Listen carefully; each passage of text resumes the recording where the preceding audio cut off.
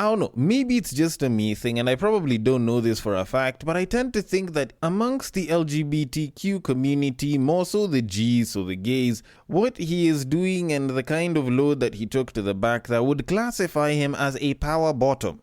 Because how the fuck do you take 2 feet worth of anything?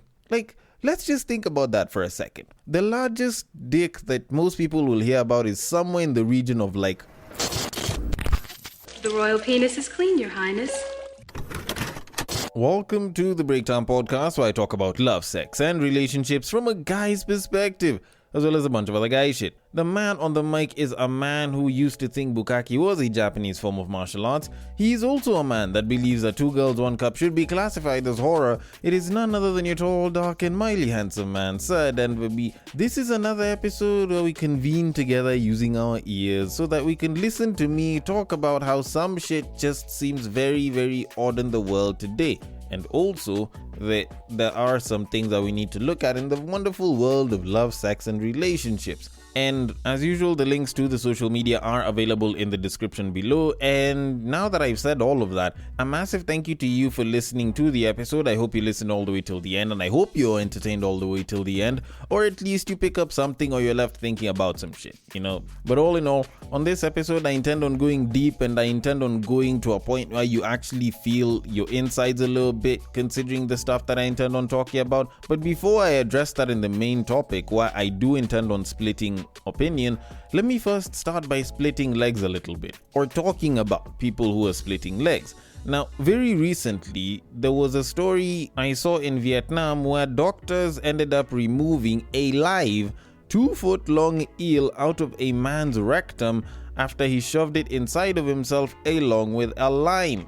Now, usually such stories are very weird and interesting in a sense, but I feel like the weirder part in this entire story is the fact that he added the lime. Although, before I can get into anything or jump to any conclusions, let me just read the article itself, which says, and I quote, "A 31-year-old Indian national in Vietnam was rushed to the hospital in excruciating pain after an eel started eating away at his intestines. The eel had bitten through the patient's rectum and colon to escape into the abdominal cavity," said the hospital. When the doctors tried removing the eel, they noticed that lime had also been shoved inside of him, which was blocking the way. Doctors were then forced to undergo an emergency surgery and cut him open, where they successfully removed the lime and the 25-inch long, 4-inch diameter eel. The man is expected to survive.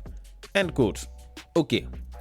Now, before I say anything in regards to this entire thing, what the fuck in the Piranha 3D is going on? How the fuck is there a fish inside of a human being? Like, that shit is wild. And the wildest part about it is, the day before I actually recorded this episode, I was having fish.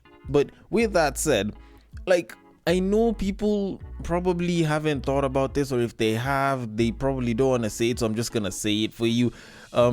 Yeah, that eel was eating that ass up, but considering that the eel itself was eating its way through the colon and getting to the intestines and shit, like, I know people usually like using dirty talk to like turn someone on, but I don't know if this guy will ever take it in any other manner besides horrifically when he's told, "I want to hit it from the back and get to your insides." Like, this is probably one of those situations where a dude will end up thinking about it and he's like, yeah, no, just no. Although, considering that dude actually put it in there, like actually took the eel and put it in there, I don't know, maybe it's just a me thing, and I probably don't know this for a fact, but I tend to think that amongst the LGBTQ community, more so the G's, so the gays, what he is doing and the kind of load that he took to the back, that would classify him as a power bottom. Now, considering that some eels are known to have some sort or generate some sort of electricity, then you could say that he was the literal definition of a power bottom. Because how the fuck do you take 2 feet worth of anything up your booty hole? 2 feet! Like 25 inches. Like, we don't have dick that's that big. Like, let's just think about that for a second. The largest dick that most people will hear about is somewhere in the region of like 12 to 14 inches, okay? And even by the time a baby is getting to like 8 to 10, they're already saying that it's a lot of dick. It's probably already too much. But this dude was like, no, I am going to take all of this eel inside me. Like, all of me wants all of you, but like in a fishy way. Like, this is mad. This is absolutely mad. And then he decides to throw some lime in there. And the wildest part is, I'm actually someone that enjoys watching like a lot of cooking content. So when I heard that there was a lime thrown in, for me, I'm thinking, you know what, this guy is probably trying to cook that meat inside himself because he's warm, and he decided to throw in some lime for extra flavoring and shit. But when I thought about it for a second, I was like, nah, you'd probably want to kill the eel before you do that. But yo, like, you think about the farts of a dead eel though. Like, that shit is wild. That shit is absolutely wild. But as far as wild acts go, I honestly feel like one of the people who commented on this entire story probably said it best. Like, I do not see how it is that us guys are keeping alive some of the things that natural selection could have gotten rid of. Because honestly, this kind of behavior, like, I don't know if this guy is going to be charged for endangering a wild animal, but fuck me. Like, leave the fishes alone. The fish never wanted to know about booty holes. Now they just know it without even wanting to. And guess what? Now my audience knows that an eel can actually fit through a man's butthole. But either way, I am going to leave it at that and move it on to our main topic of this episode. Now, a bit of a while ago, while I was on IG, I stumbled across a video where a woman was busy talking about a particularly controversial opinion, according to her at least, where she was saying that she does not date men that didn't grow up with their fathers. Now, normally we're used to hearing women giving wild statements on what it is that they want or don't want in a potential partner when it comes to relationships, and we hear them saying this a lot on podcasts around. But for this one, in as much as it seemed a little bit wild, a little bit crazy, at the same time it seemed particularly right or normal for some people. And in as much as some people would agree or disagree, I figured I might as well listen to what she has to say about it first, then I can give my thoughts on it. So without further ado, this might be controversial, and I really don't care. I don't mind a little, I don't date men that didn't grow up with their fathers. I just don't. It's always outliers. There's always exceptions to the rule. But the rule is a rule for a reason. And the rule dictates that if he did not see his father being a father, what are the chances that he's going to be a positive role model for his kids? What's the chances that he's going to be a husband if he's never seen what a husband looks like? I've done it before. I've dated guys that didn't have their dads, and it was not a positive experience. When I recognized that, and I was like, okay, I'm not going to date a guy that didn't grow up with his dad anymore. Positive. And that's the thing, too. I think so many women are so afraid of setting a standard because it's going to eliminate a lot of men. But it doesn't matter if it eliminates most men, because you're not dating or marrying most men. You're only dating or marrying one man. I think elimination is your best tool. Have high standards so that you eliminate most. So then you don't have to go through your entire 20s, your 30s, dating every single man. It's an important standard, and I love that it's your preference. But man, that would cut out a lot of people. But I'm also nervous, like, would it cut out 95% of black men? But here's the thing, I don't know the stats, so y'all don't kill me about it. But I really would like to know the stats of how many men grew up in a two-parent household. I'd be curious to know, or grew up with their fathers. Okay. As far as controversial points are usually thrown online, this is definitely a controversial one, because when you kind of think about it, it's something that affects a lot of people, and when you think about the kind of stance she's taken, it actually can sort of drive people the wrong way, and that's more so men. But it's not like that's the only thing she spoke about. Now, of course, there's the bit about alienating like 95% of black men. Granted, this is a podcast that's in the States. And yes, there are a lot of black men that didn't grow up with their dads. And, she did actually raise some pretty interesting points in terms of standards, setting high standards, because you're not marrying most people, you're only marrying one. Like, I can get where she's coming from. Although from the standards point of view, I don't think people look at the idea of high standards as a good thing, just mostly because whenever women set an idea of high standards, it's something that is very, very nigh unrealistic for most people. And yet the reality is that most of what you have is a selection within a small area, and you're usually supposed to select from that small pool of people the best and the worst. But anyways, that's more or less the dating experience of a man talking as opposed to women, so maybe I might not entirely know too much about that. But with that said, I can totally understand why she'd say that she wouldn't date men who didn't grow up with their fathers, just mostly from a safety point of view, and the point that she raised was actually very, very valid. We as human beings do not learn out of thin air, or at least most of us don't. We learn from practice, we learn from seeing other people doing something and picking up from that. We are not interested in recreating the wheel every single time. So whenever we are trying to create some sort of a future when it comes to, getting into a relationship and possibly starting a family, you'd obviously want someone that has a pretty good idea of what a good parent is supposed to be, what a good partner is supposed to be. And if it's a guy and they haven't seen their father do that, or a father do that, at least in this case, then there's a very good chance that they may not know how to be a good partner and a good father or father figure to their partner and whatever offspring that they produce. So there is some merit to that. Like, I can totally get it. It's just, I don't think that's the entire thing. I feel like it's such a broad base, and I think it alienates so many good people, but I am going to get to that in a little bit. Now, of course, for me, I was raised by two parents. I've been raised by two parents. Both my parents are around, both my parents are alive, and I have spent a lot of time with my mom. I've spent a lot of time with my dad, and I've learned different things from both of them. And that's kind of given me a very balanced idea, I'd think, at least, of the world at large, because I have seen how my father treats my mom, I have seen how my father has treated us, and there's a way that I intend on treating my future children and my partner and stuff like that. And that also means that I have picked up certain aspects from each of them. So, for example, my father taught me how to be a hard man and how to be proactive and intentional when it comes to doing my things. But also, my mom also taught me how to be a soft person, at least to some degree, how to care about people, how to share, how to at least try and, treat people with a certain kind of respect. My dad's also taught me that, but there's a very soft and caring approach that my mom taught me how to do it as well. And both of those different sort of personalities and different approaches to doing a lot of things have made me the person that I am today and continue to build me as a person. So, of course, that sort of duality has made something out of me, and it makes a lot of people who come from two-parent families, or should I say from two-parent homes. So when you compare that to being raised in a single-parent home, there's of course some things that are going to be missing from that. And I don't say this to brag, I don't say this, as someone with privilege who's better than everyone else or anything. I'm only speaking from my experiences and what it is that I've learned.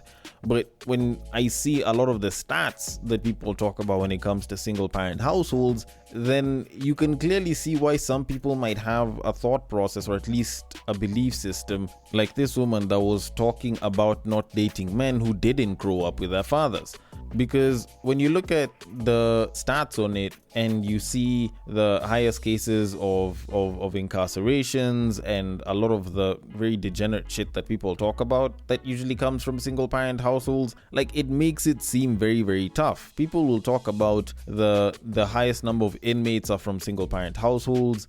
Then they'll talk about how they are highly incapable of having good relationships. They will talk about the increased poverty rates that comes from single parent households. They will talk about the cases of mental health issues and so on and so forth. People will always give certain stats, and this is from the US and the UK and shit, and it always doesn't seem good. It's not you see positive stats. Oh, if you're raised in a single parent household, then you have a much higher chance to have an IQ of X amount or some shit like that. Nah, it's always just the negative ones. And it makes it seem like it's such a bad thing, and yet it's not it's the child's choice. Sometimes it's not even the parent that's taking care of the child's choice, which doesn't seem very good, because it's almost like you're condemning people for a state that they were born in, yet it's not their fault, because the kid was just born. So you find that this is someone who has a kid, or at least this is a kid, or this is a grown individual that's come from a single parent household because the parent either did not last with their partner, or both parents just couldn't stay together, or the other partner wasn't really around and isn't physically there or in existence at that time. So you think about it, like, why condemn them to the whole fate of, you guys aren't dateable because you come from a household where you aren't raised by your father. And it's not like the people from two-parent households are completely like safe. This is just the statistics that makes it seem as though if you're in a two-parent household, then you're much better off than in a single-parent household. And yet the reality of it is there's a lot of people from two-parent households that haven't turned out all that great. It's not like if you come from a two-parent household, then you're less likely to cheat on your partner or to mistreat your partner. Some of these two-parent households exist because they are keeping up the image for the rest of society, for the rest of the community. And yet, in reality, the parents probably don't even sleep in the same room as one another. They probably don't even talk to each other all that much. Maybe they're busy having their own sort of sexcapades or like other secret relationships on the side, but they just come home together because they're trying to keep up the image. And it's not like those things don't affect the kids. It's not like the kids don't pick up on stuff like that. And of course, stuff like that can actually affect how people end up behaving in future, when it comes to their relationships. There's guys that will grow up knowing that their father loves their mother, but on the side likes to bang a couple of babes here and there. And for them, that's what a guy is supposed to be doing. That's what a man is supposed to be doing. I've actually sat down with a group of very mature men who are talking about stuff like that, and it seemed so normal to them. And as long as you take care of your wife, as long as you make sure that, the mother to your children and the children are taken care of, then you can go and enjoy yourself on this other end. And that's how they've seen it. Now, do you expect that this guy is going to date one babe and marry this one woman and stick to that one woman the entire time? Now, of course, the real answer is it could be or couldn't be that. It entirely depends on the person and, their philosophy and values towards the entire thing. But it doesn't mean that because they came from a two-parent household that they will be completely good or that they'll be completely safe.